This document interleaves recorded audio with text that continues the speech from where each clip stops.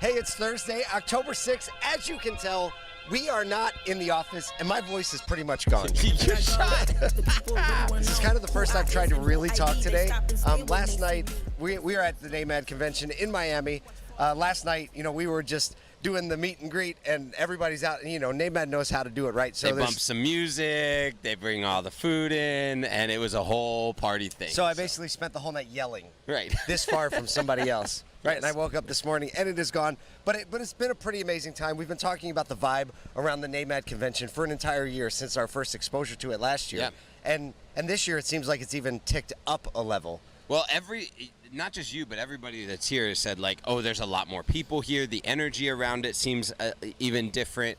There's just a heavier amount of attention to the whole event. Yep. And for me, like, just seeing the way that people engage at this event is even a little bit different than some of the other conferences that we go to. Yeah. Like, just seeing the way that people kind of are familiar and engage with you is really neat. There was kind of a big announcement last night. Took kind of the whole room by surprise. Damon Lester, president of NAMAD. He's been the president for a really long time. Over 20 years. Which is crazy because Wow. he only looks like he's about 26. Right. But so Damon announced that he's going to be stepping down as president. And they named a successor. They've actually had an executive search committee going for the last year. And Eugene, what's his last name? Eugene Fields is stepping in. Younger guy, I think he's like in his mid-30s probably. Yeah.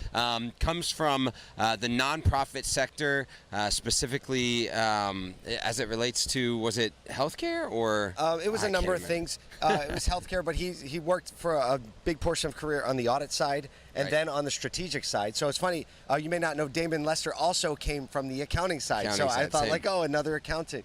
But one of the great things about this is, first of all, it was super sweet. When Damon, he looked at that, he brought him up and he said, "This is your family now." Right. And he he's said, like, "This is your family. They might not always treat you well, but you always got to treat them well." And here's the thing, like the way that even Damon just gracefully kind of said, "Hey, I'm stepping out of this role," and the care that he took to mention people by name and thank them as mentors and just people that have moved forward in the industry. And what I loved actually was before that was all of the data and all of the stats and all of like just the general updates that he was going through as it pertains to FTC regulations.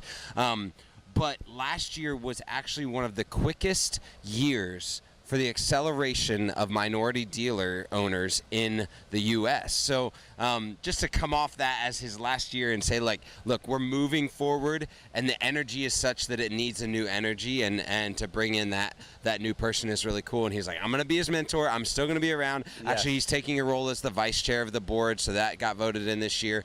So for all of you who know the NAMAD ecosystem, Damon's not going away. And he actually said, he was like, now I can say things that I really wanted to say. Yeah, without a doubt. He always has something to say, but rarely says it. Right. Which is a really unique part of Damon. The more you know him, the more you realize, like, oh, he's kind of, I've always called him a sleeper. Right. Right? Yes. Because you see him and he's real chill and laid back, but when he lets go, it's like right on point and it is direct. And it is to the target. So it's fun to be a part of that. We have a session today on the main stage with Alex Vetter, Alex Flores, Perry Watson. Mm-hmm. And so we're going to be talking about the future of retail automotive. We have a couple topics we're going to throw around. And it's just fun to welcome a lot of new people into the ASOTU community, frankly. And it's really nice to do that in Miami. We'll just say that. Yeah. It is kind of humid there. Here. Yes, absolutely. There, here. Here. As the sun's coming through the tree in the back.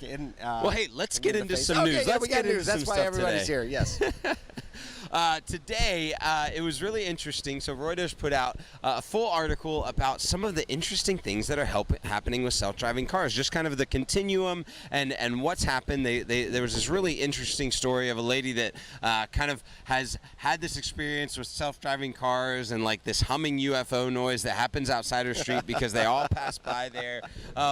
But it's really interesting that so McKinsey and Company, a big research firm, has come out and said essentially that the self-driving industry, this push to autonomy, has spent over $100 billion over the last 10 years, in research and development in autonomous driving technology. And so there's just been so much put into it, and the realization that there's just not a large swath of things happening in that world. Actually, there's been a reduction in autonomous fleets over the last year because some of the issues.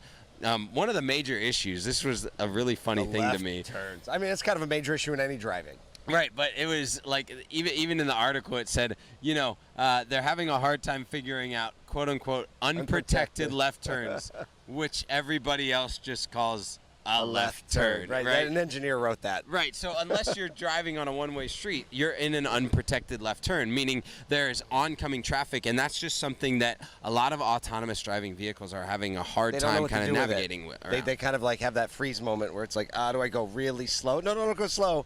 Right. Do I go fast? Well, I'm programmed to not go fast when I turn. Yes. And it's back. There's an amazing quote from one of the initial developers of autonomous technology. I'm going to read it here. He says, "You'd be hard-pressed to find another industry that's invested so many dollars in R&D and has delivered so little." Anthony Lewandowski says in an interview, "Forget about the profits. What's the combined revenue of the robo-taxi, robo-truck, robo-whatever companies? Is it $1 million? Maybe. Probably zero." I love it.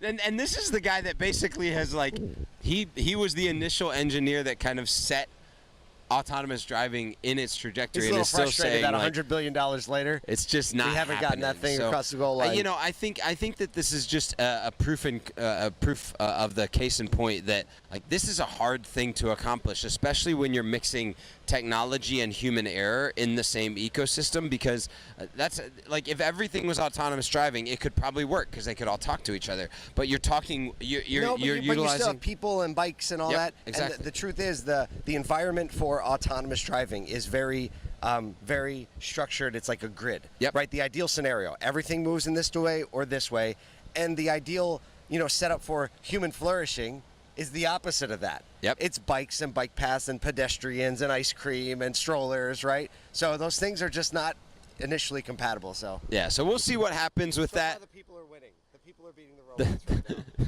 Yes. Yes. Well, we've got another story, and we don't have a segue, and we don't have a segue button, so we apologize for everybody. But it has come out that a lot of transportation companies, especially the major movers in truck transportation and even train transportation of vehicles, are asking the Biden administration and Congress right now for some leverage when it comes to how much they can carry on a truck. So right now, truck limits on highways.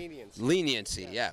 So right now, a truck can carry 80,000 pounds, which is kind of like, if you know what a full truck looks like with a whole bunch of SUVs or trucks, kind of caps out. Like, they push the limits of those trucks to get those going. Well, interestingly enough, recently, cars and trucks have climbed from an average of about 3,200 pounds. So you start to calculate, what's a truck weigh? How many do I get? 8 or 9, cars on a transport, 3,200.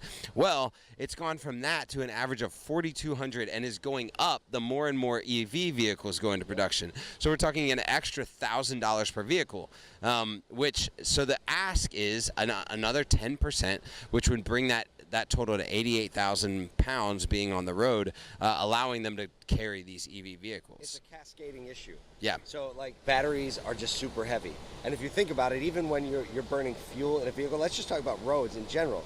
Like when you're driving on the highway and you see the divots in the roads, and if you live in an area where there's road construction all the time, in the Northeast there's always road construction, it's because over time the weight and the cold, the freezing and thawing, those combined things destroy roads. Yep. But now we're talking, and even think about it like a vehicle, when it's full of fuel, it gets lighter the further you drive. EVs, super heavy from the beginning. They stay heavy all the time. So it's just the straight vehicle. So the roads are already, I'm sure all the road nerds are calculating and that's the thing, running down the hallway with a paper bus. This is going to be a problem. Yeah, exactly. And one of the cited notes was hey, if for some reason this doesn't change, we're going to have to put more trucks on the road, which is going to hamper supply chains, which is going to create more congestion on highways. And it's the opposite of the environmental goals we're trying to Exactly. So, every problem creates every problem. Every action has an equal and opposite reaction. There it is. I like to say every expert has an equal and opposite expert. I love it. That's what I feel like these days. All right, last story. I'll take this one because it's my Let's hometown. Go. Syracuse, New York was just approved and selected as a site for Micron's new microchip manufacturing facility. They are going to invest, which is now the single largest private investment in New York State in history. $100 billion. That's incredible. A 1,300-acre facility that has 4 buildings to produce microchips in Syracuse, New York. That has to make everyone from Syracuse just a wee bit proud. Well, you probably don't know this, but Syracuse used to have 2 automotive manufacturing plants. There was a GM plant and a Chrysler plant, both in Syracuse. They're both gone. There's also Carrier AC units, major manufacturing in Syracuse, gone. So over the last 20 years, Syracuse has taken a lot of knocks in manufacturing. So this is really, everyone's looking at this as kind of like, oh, it's going to be like that again. Yeah. Right? Well, and it's a pretty tech-forward city. Like I've learned recently that a lot of tech entrants come in through Syracuse because of like tech incubators and things like that. So. And the city is kind of advanced, and it's not talked about because it hasn't been fully utilized yet. But it is a very connected city when it comes to like Wi-Fi streetlights and stuff that can actually pass data around. Microsoft actually put a hub there to do R&D on that. So Syracuse has a few sleeper things going on.